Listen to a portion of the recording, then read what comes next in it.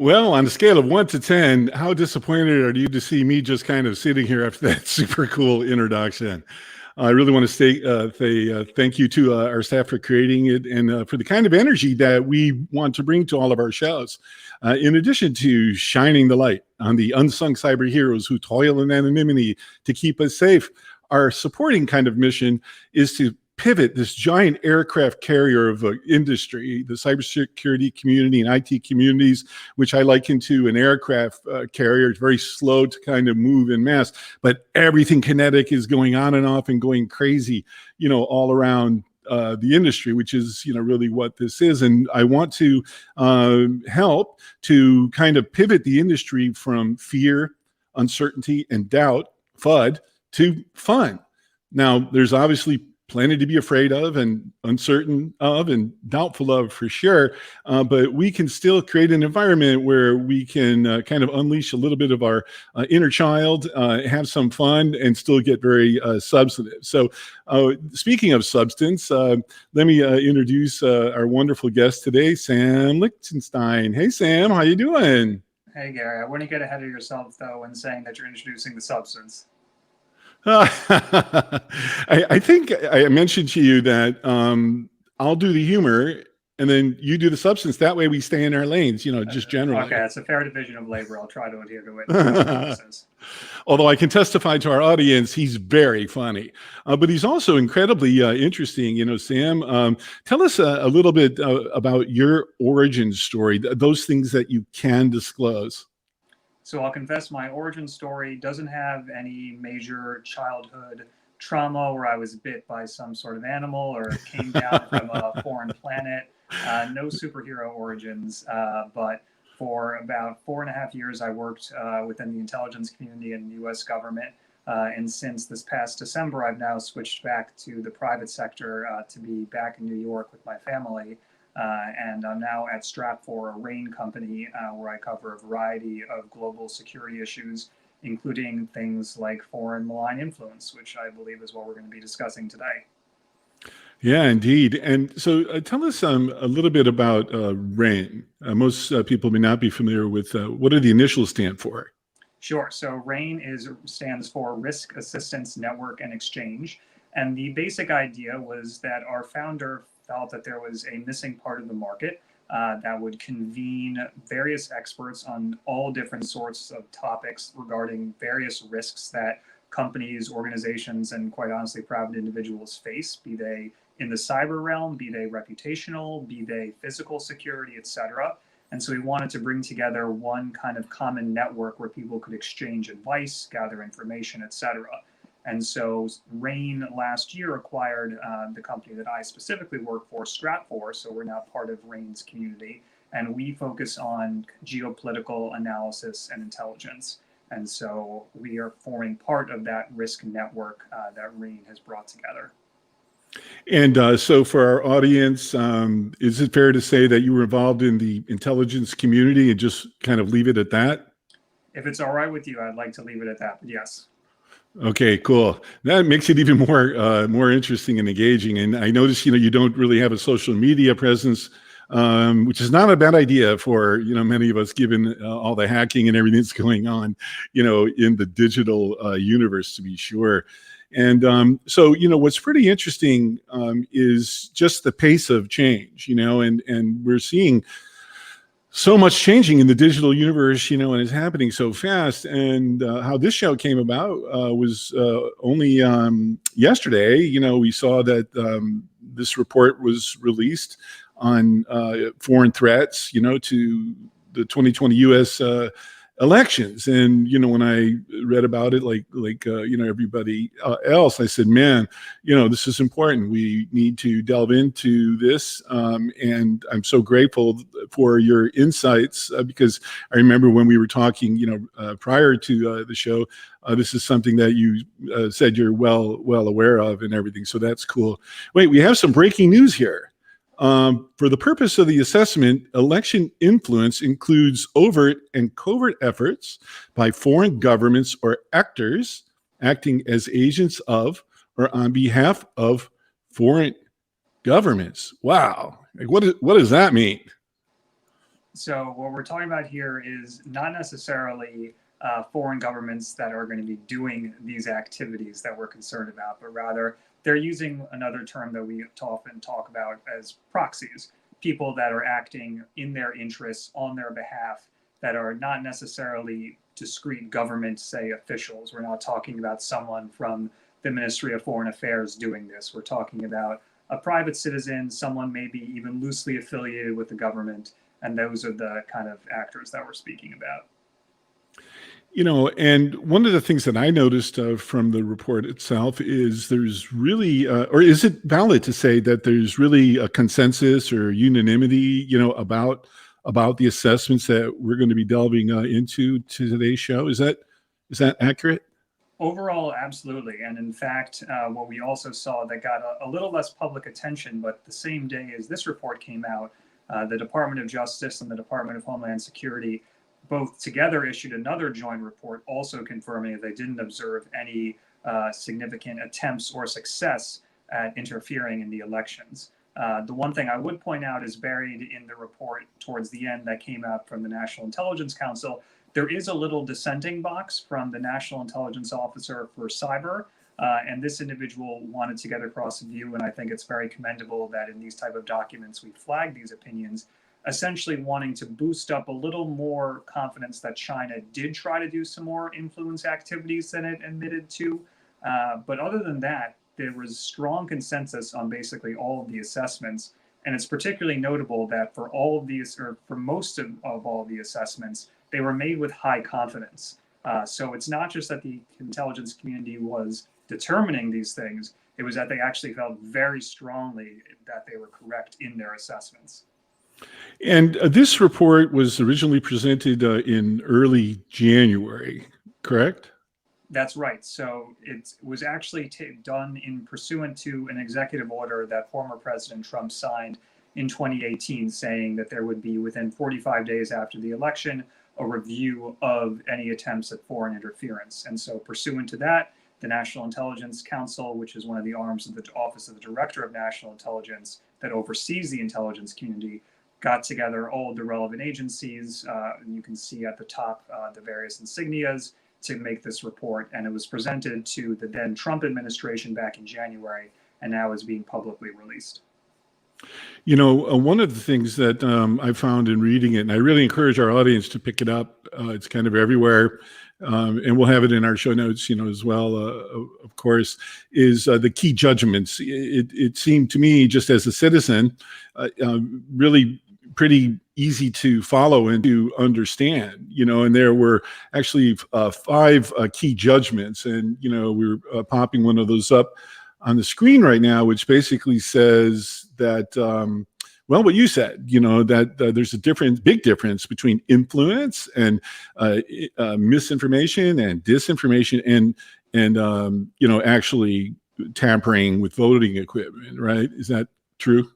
Absolutely. So the report makes a distinction between interference and influence. So influence being any sort of attempt to sway opinions that would therefore then lead to vote changes. Interference is actually being used to refer to the technical means to try to interfere with the voting process. So, for instance, actually changing ballots. And what's really notable that the report makes clear is while there were definite attempts at influence, there was no widespread attempt and certainly no success at actually technically interfering with the electoral count. That's interesting. I'm putting out kind of our equivalent of a bat signal right now. And if anyone has a good idea for a signal for this, we'd like to hear from you. But we have rapid responders who are watching the show and, stand by and want to maybe opine on something. And everyone in our audience is unbelievably smart about so many different things. So there, I just put out our little bat signal. We'll see what happens with that in a little bit as we look to key judgment number 2, that essentially you're assessing that Russian President Putin was heavily involved in this. Is that the case? Yeah, I mean, the key judgment is very direct and to the point. It says very clearly that the assessment is that the highest levels of the Russian government, to include President Putin himself, authorized, and then a variety of different agents, be they from the government or agents of influence, so these individuals that are not necessarily formal government members or entities, carried out an influence campaign that was notably aimed not only to denigrate then candidate Joe Biden, but also to support then President Trump. So it was actually working on two levels to both denigrate one candidate and amplify the chances of another. Wow. And the timing of the release of this declassified version, what are your thoughts about that? If you can speak to that. If you can't, we certainly understand. Well, I think there's always a lot of political incentive to make what can be shared with the public known, simply because it increases trust and legitimacy in our electoral process, and we want the public to know that what we went through in this particularly contested election was not fraudulent. We tragically saw on January 6th earlier this year that there's a lot of misinformation and disinformation about the state of the election in November. And obviously, given ongoing other issues, including, of course, the pandemic, broader social unrest, things of this nature, I think it's really important. And I think the intelligence community probably wanted to show that the public can have faith in our elections, that what we saw, despite the attempts of countries like Russia to try to influence the election, their actual ability and success to interfere in it came to nothing. Yeah, and that's what Director Krebs, stated. I guess it would have been November. That this was the most secure election, and kind of in our history. What do you think the motivation is? What would your assessment be? The motivation is to kind of keep putting forth this. Some people refer to it as the big lie. About election fraud. Why would someone do that? Well, what's notable here is I would say that there's a kind of a bit of a difference in narratives that we've seen.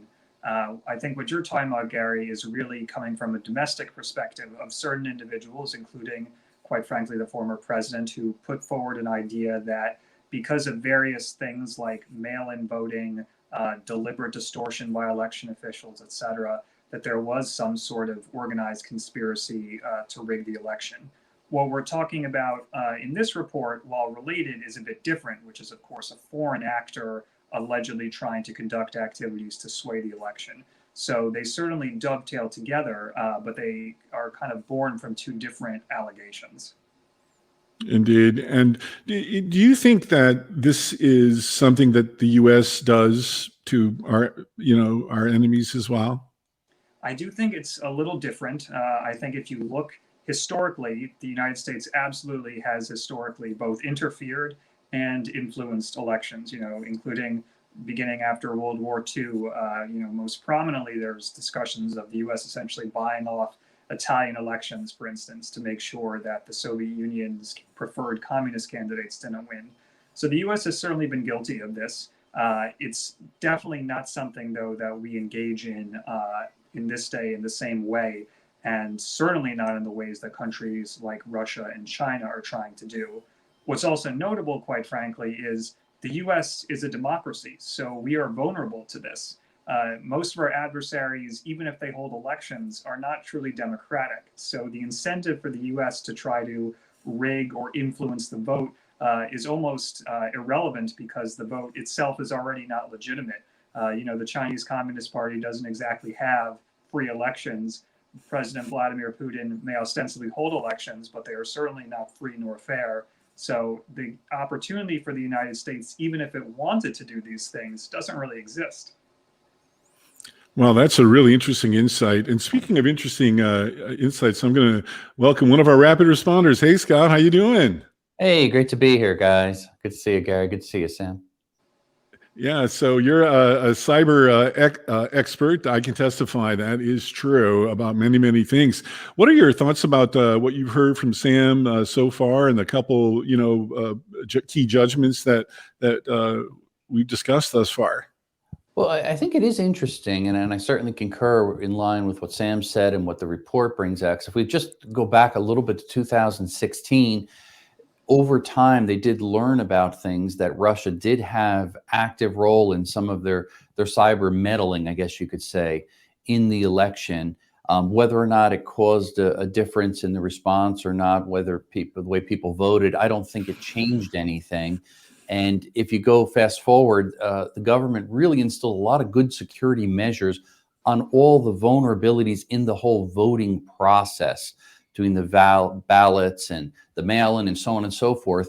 And I don't think there was any type of problem that was discovered here as far as physical manipulation or changing, again, the election outcome. So to Sam's point in the report, there was no really cyber issues this present election that just happened. So that's a really good sign. That means money was well spent, things have improved.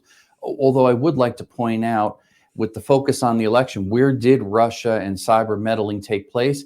We look at the SolarWinds hack, one of the biggest hacks ever. That's where a lot of the energy went toward hacking in, and the effects are really United States, how we're all affected, the large companies and a lot of the government agencies too. So Russia is sneaky. They shifted their tactics a little bit this time. But did they cause more concern and problems with the media and possible influence and things that way? Yeah, absolutely, by different means, as the report well documents there. But it's interesting. It wasn't a focused technical attack with cyber this time. They mixed their game up, and that's a concern going forward. So I think it has to be looked at all different aspects. But overall, I think this election, one would certainly say from a cyber perspective, was much safer and was much more of a success. Indeed. And Sam, just to build on the point regarding President Putin, it was just announced, I guess yesterday again, that the Russian ambassador to the United States is going to be called back because, from what I can tell, President Biden gave an interview, referring to or answering the question, is President Putin a, quote, killer, quote unquote, and the next day, the ambassador's going by. What do you think of that? Yeah, so this is really just the latest point of escalation in an ongoing tit-for-tat series of recriminations between the two sides. The real immediate flashpoint for this has been the jailing of opposition leader Alexei Navalny in Russia. This is someone who is a very famous figure now globally, but particularly and historically in Russia, where he's been one of the few individuals who's been able to kind of mount some sort of widespread opposition to President Putin's rule. Last August, he was poisoned by a banned nerve agent, had to be medically evacuated to Germany, where he spent 5 months. It's since been documented very clearly, and the US has taken an official position on this, that it was Russian security services that tried to poison him. And when he returned back to Russia earlier this year, he was first detained and then put on trial for unrelated charges. Convicted, and he's now in jail. Since that time, you've seen the US and our partners in Europe impose some new sanctions, threaten new measures, and this is all, of course, occurring with, as Scott mentioned, the SolarWinds hack in the background. And President Biden and his top officials have been very, very clear that they, in quite frankly, the upcoming days or weeks, are going to be taking retaliation both unseen in the cyber realm and then also more publicly with the threats of new sanctions and other penalties on Russia. So this is really just the latest in a series of moves that are going to increase tensions between the two countries. And my understanding is right now the ambassador is going to be heading back on Saturday, and this could very well be kind of the start of the Kremlin's own tit-for-tat retaliation and some of the measures that they want to impose. Indeed. And Scott, of course, when it comes to cyber conflict, which is really just the next kind of theater of war, or it's here, it's not the next, to be sure, this whole notion of hacking back, how does that work? Does it work? Because one of the things that I've always sort of been wondering about is, so we have some code and, we do something, we hack back, as it were, or have, I think, forward leaning, kind of offense, or there's sort of a lean in kind of view. Don't the enemies then get the code and can just use it against us again, or not? Well, it really depends on the circumstances. And in some ways, a number of years ago, the U.S. kind of drew a line in the sand, in a sense, and really did one of the most notorious attacks, I guess, against Iran with Stuxnet, where it was very targeted against centrifuges. there for nuclear enrichment and things. So, and that was kind of a cyber attack that I think set the stage. So some serious things can unfold if somebody does a very focused, targeted cyber attack. And I think what the U.S. is saying, hey, we're going to draw a line in the sand again. Russia, we're not going to put up with this anymore. And we will retaliate with both sanctions, and those are things that publicly we're going to see and hear, but then also behind the scenes with some cyber attacks that will be very targeted there, and that will disrupt Russia and send them a clear message. U.S. is not going to be putting up with this anymore. So I think there's some differentiations in the way that the response was written there against the Russians. But I think if you go back in history, the last X number of times there's been attacks, and this is again that originated from China, from Russia, and other nations, there's been very little that we've heard about or seen as far as retaliatory strikes from a cyber perspective. Now I think that the game is changing because the U.S. is saying no more of this game playing. That's it. Now there's going to be specific consequences if you keep doing this. Mm-hmm. Do you want to add to that, Sam? Yeah, I think it's very important to consider kind of the different ways in which countries are using the cyber realm. And, this is, going to really play down the vast majority, and complexity of these things. However, when you consider the kind of various options, the U.S. is trying to delineate between what it sees as kind of legitimate intelligence collection, i.e. those things that countries, whether we like to admit it or not, are persistently doing in the cyber domain, where they're trying to gather information of interest from foreign countries that they want to acquire.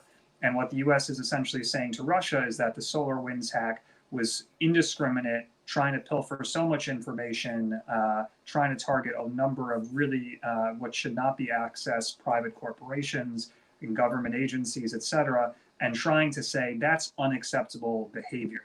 The, of course, ultimate form of unacceptable behavior would be a cyber attack that causes kinetic action in the real world.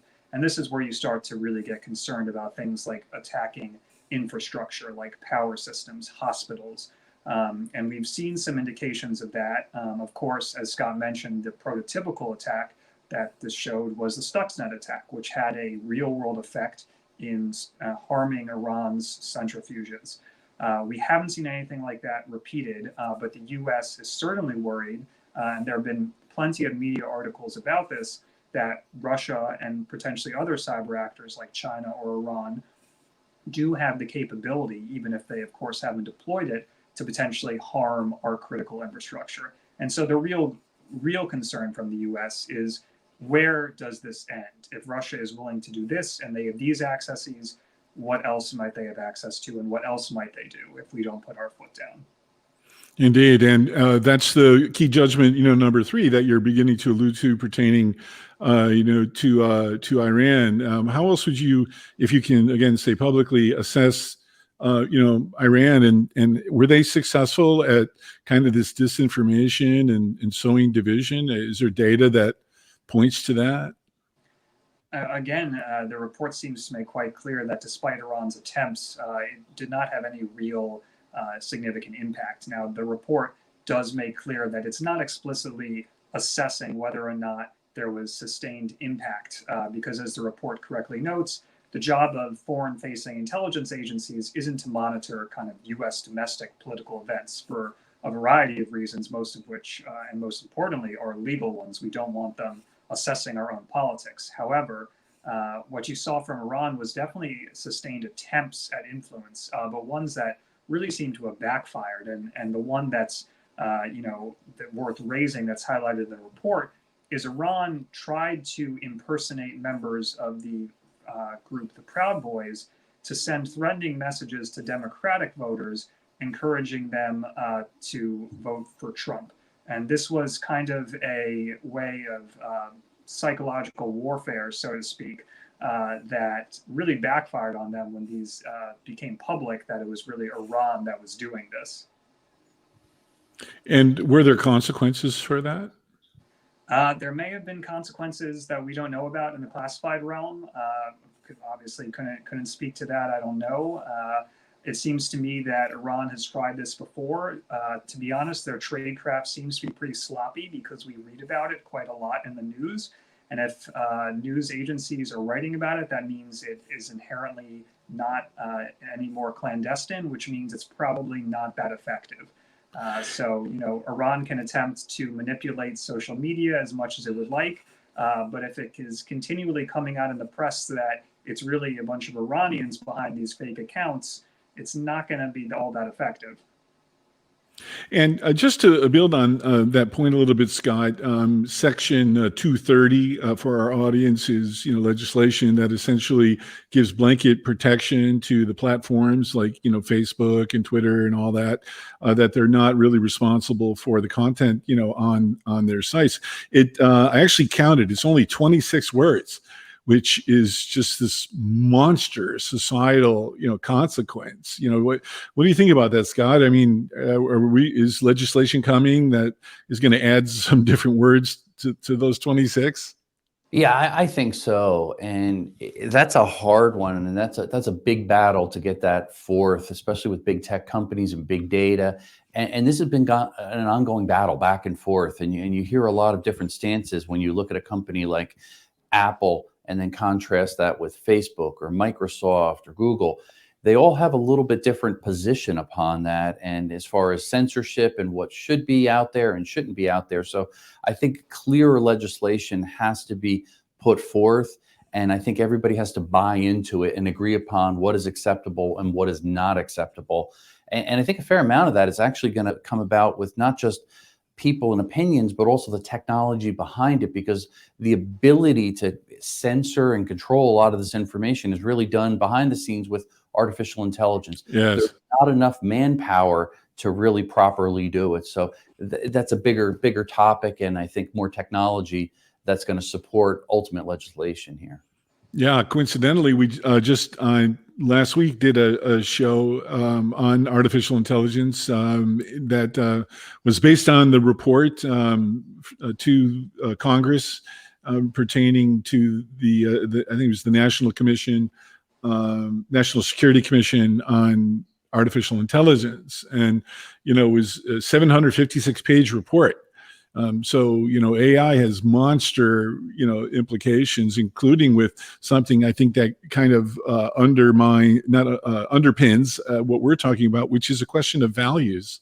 In you said earlier, Sam, in terms of values and freedom and democracy and elections, we kind of are pretty unique compared to the rest of the world. Is that fair? Well, it's certainly something I hope we are. What you can definitely see from the new Biden administration is they are putting a premium on rebuilding alliances, rebuilding world trust and legitimacy in the United States as a moral power, and that without being critical of the former president is certainly something that at least the Biden administration is trying to present as a distinguishing feature, that they are going to move forward on promoting the U.S. as moral and values-based player. And President Biden has even said that we don't want people to be in awe of our military power only, but also the power of our morals. And that's a really powerful statement that can bring together a lot of Western democratic countries and bring back some of the alliances and friendships that we've had with foreign countries that have suffered in the past 4 years. Because the United States did not take its as seriously fundamental values that it ostensibly likes to uphold, human rights, etc. Indeed. And the fourth judgment was pertaining to China that, as you said earlier, didn't really deploy any efforts. They thought about it, but they didn't do it. And this is incredibly timely because, if I'm not mistaken, we're meeting with China, I think, in Alaska. Is that today or it's coming up? It is today. So are we going to get a scoop? Can you give us a scoop? We've never had a scoop. Come on. I wish I could. It would be very fun to be a fly on that wall, but I've got nothing to offer.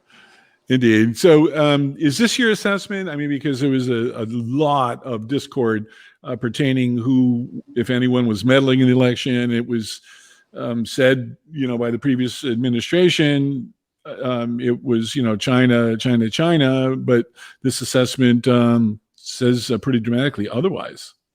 Yeah, you're absolutely right. This is a lot of the media attention has rightfully focused on the main point of the assessment, which is regarding Russia and its activities. However, this is actually a really, really key point because, as you noted, before the election, there was a lot of questions about potentially politicization of intelligence by top officials in the Trump administration, suggesting that Russia was not really the concern and it was actually more Iran and China, or at a minimum that Iran and China rose up to the level of Russia. And what this judgment makes very clear is that not only did China not do these things, but that Iran, while it certainly did engage in some of this behavior, did not rise up to the level by any means of what Russia attempted. And as we come to our last key judgment, wow, everybody, has trouble with us. What did we do wrong, or what are we doing right? Yeah, this is unsurprising. Of course, the capabilities of a jihadist, or excuse me, a militant Shiite group like Hezbollah, the small countries like Cuba and Venezuela, their capabilities, of course, are vastly below perhaps their aspirations to affect the election outcome. However, there are notable little strings that they can pull. They can try to sow divisions. They can try to take advantage of some sympathetic communities in the United States, particularly regarding, say, Cuba. So they like to at least make an attempt to do the little that they can. And of course, I'm sure there are other countries, potential terrorist groups, even other entities that tried to do very small things. But what the report makes clear is that these were really meaningless efforts that show a lot more, perhaps, aspiration than any real capability to do anything. Indeed. And it was just released today, kind of a follow-on report pertaining to domestic terrorism, put out by the intelligence community that basically has concluded that race-related violence is a big threat. And unfortunately, we had a vivid example of that yesterday with the brutal murder of a bunch of folks in Atlanta that were 6 of them were Asian. What does that mean, for the future of the country, Scott? How do we combat that? Wow, not my area of expertise, but I think clearly I see there's a divide in this country, this nation. There's still a lot of hatred. I think there's not enough unity here, and there's not enough patience between people, and that is I think a tremendous concern. And if I could just make one comment on your points, I thought it was very interesting about other countries and threats to United States as national security. I think back, the threats used to often be bullets and guns and missiles and nuclear. And now I think the shift is really towards cyber threats, and small countries with very little capital or capability can easily hire hackers. And it could be a nation state sponsored hack against a very large country such as the United States. And as Sam pointed out, which is a very important point, about if they're targeting critical infrastructure and things like that, that could be extremely damaging. We saw what happened just recently with some of the power and the grid problems in Texas. Imagine if it's a targeted attack by some small enemy of the United States, but using cyber weapons to attack. That could be catastrophic. So I think going forward, I think the United States, and from a national security perspective, really needs to closely monitor and look at things as they are doing, and almost anticipate some of these things, especially after seeing what happened with the recent SolarWinds mess.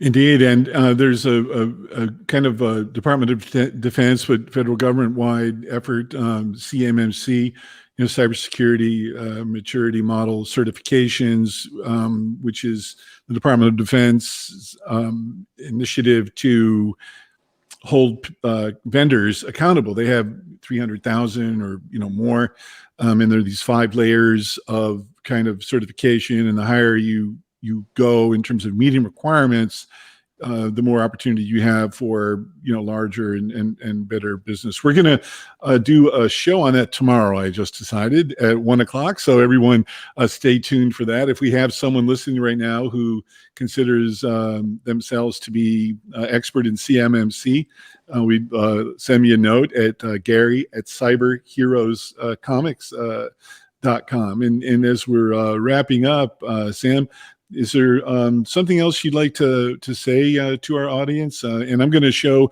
the beginning of a little video about RAIN. It's super cool. These folks are fantastic. Sure, I'll let you show the video first, and maybe I can wrap up thereafter. Okay, here we go.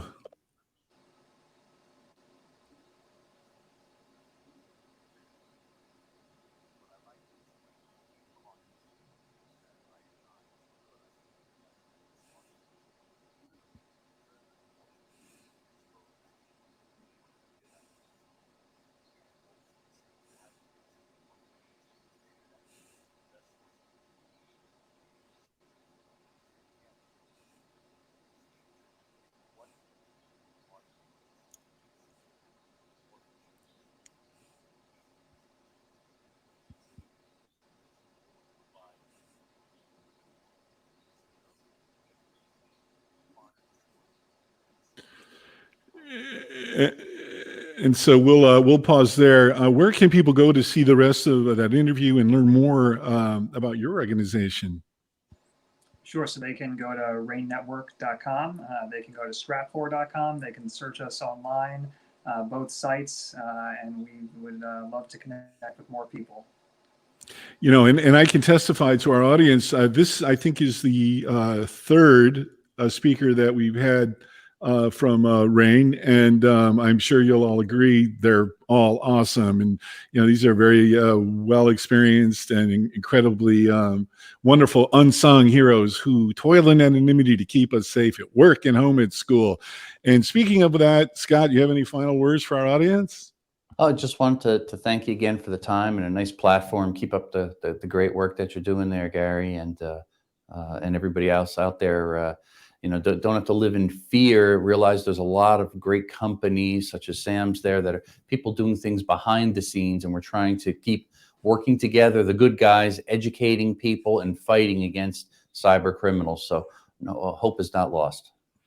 Yeah, I agree. I mean, that's one of the amazing things that I've noticed in my sort of Forrest Gump journey into cybersecurity is that there are untold numbers of great people that no one hears about, because the only time you hear about cybercrime is when the hackers win. Well, not anymore.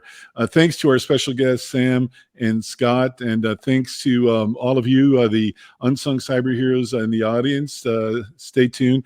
If there's someone out there that wants to sponsor our show, we're starting to get some inquiries, so feel free to send me a note. My wife would really be grateful for that, and I won't have to use this tool to try to make her laugh, because this doll says, "Let's go see that chick flick again. Good morning. I've made you breakfast in bed again." So this alter ego of mine, my sidekick, has kept me out of hot water as I set up the studio in our living room. And but when you're on a mission, you stay with it. So again, on behalf of a Grateful Digital Universe, thanks so much, and we'll see you guys soon.